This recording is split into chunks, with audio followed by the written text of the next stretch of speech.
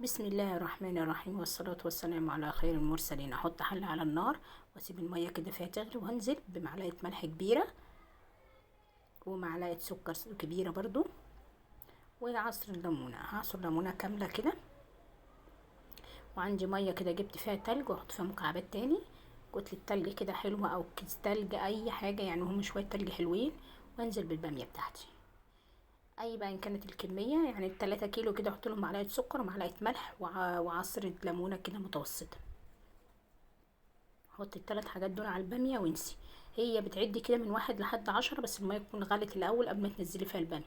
وترفعي الميه على التلج على طول، وتروحي جايه منزلاها من على النار كده، تاخديها بالتلج كده بتاعها. بصوا لازم تقلبي فيها التلج كده لحد ما تحسي بايدك انها بردت الميه. تروحي جايبه بقى مصفتك الجميله. هشوف بقى انا، بصوا نزلت بقى بالباميه بتاعتي، واوعى بقى واشيل بقى القشر الليمون والتلجيه ونحطها في اكياس.